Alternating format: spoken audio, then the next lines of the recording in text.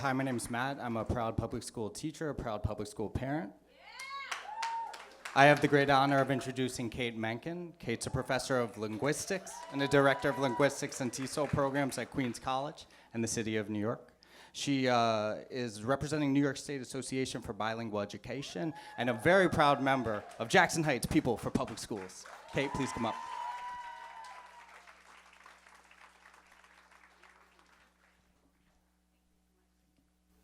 Thanks, Matt.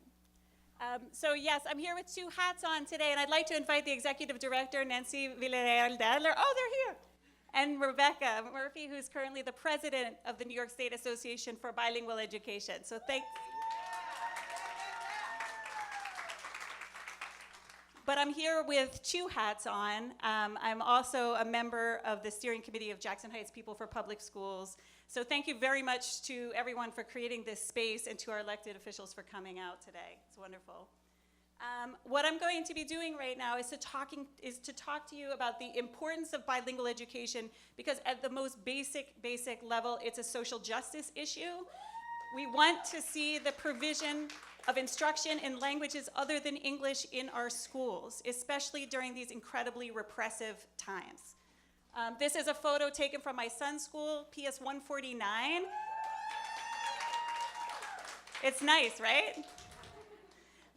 PS 149 has a bilingual education program, and we're so grateful that it does. It's right here in Jackson Heights.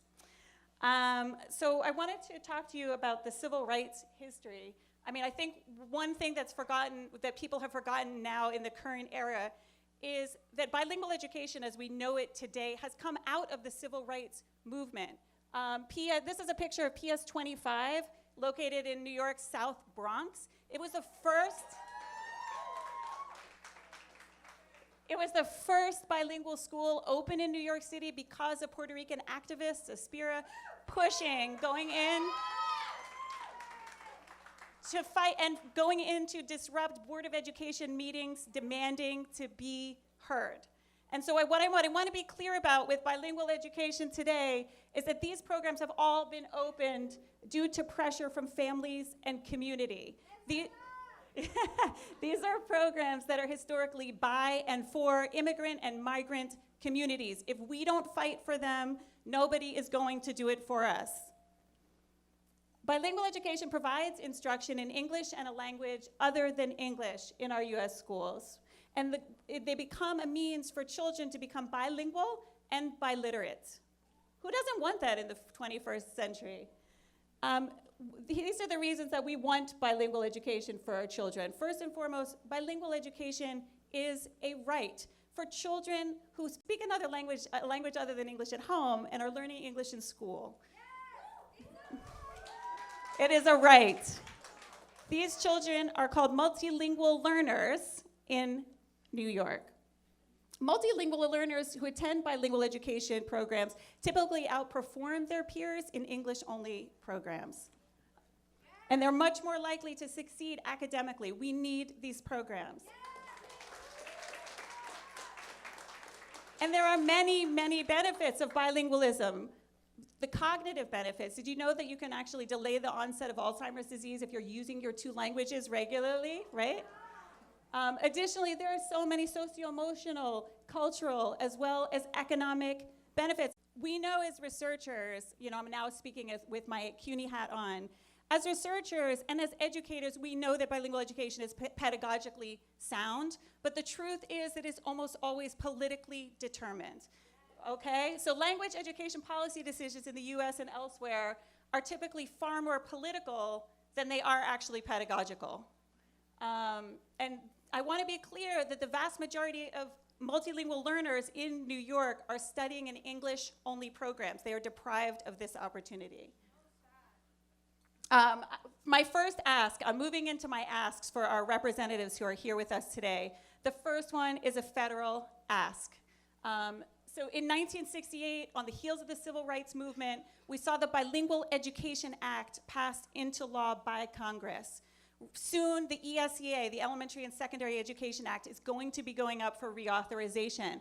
What I want to see is what happened was that in 2002, the word bilingual was entirely removed from all federal education legislation, right? What I want to see, I want the B word. I want it back, and I want it front and center. And why do we want that? Because we need money. We need funding to run these programs. I'm tired of meeting parents in my community who want these programs and cannot get in. It's not fair. It's not right. So these are some specific asks for the New York State Association for Bilingual Education together with the New York Immigration Coalition. We worked on the Multilingual Learner Budget Coalition. Some of these are state asks as well as federal asks, okay? Additionally, the LEAD Coalition, and we are signers. NISABE signed these with about 30 other organizations each. They come to one conclusion: we're asking for more funding for bilingual programs. Here are some specifics. I'm going to be giving to you a paper with outlining exactly where we see sublines in the laws right now, where we see these things where we could write in these things. However, federal and state policies, first of all, for bilingual education expansion and support for existing programs. Secondly, we really have a teacher shortage. There's a shortage of bilingual teachers in our schools. We need to increase the number of certified bilingual teachers. We also need to increase bilingual pre-K programs. Look at you right there. Most of our kids go to school and the first language of instruction in the classroom, the only language of instruction, is English. It's not their home language. We need to provide bilingual pre-K programs. You know, this is it's a counterintuitive idea for a lot of people, that for children learning English, if you use your home language, they're gonna learn English better, okay? And people don't understand that research. But if you know the research, it has been proven over and over again. It's counterintuitive to many, however, it is what it is. Additionally, and like I said before, why wouldn't we want to become bilingual? Why wouldn't we use those practices in the classroom, embrace that? That is culturally sustaining pedagogy, right? Additionally, what I'd like to see, is the elimination of the elimination of high stakes tests. We want to get rid of high stakes. I'm pretty sure you're going to talk about that a lot. Others have already mentioned it. High stakes testing has been incredibly damaging. It's increased the dropout rate and decreased the graduation rate for our multilingual learners. We really want to see the stakes of those tests pushed back, and we need to permit and develop alternate assessments. Thank you so much for your time.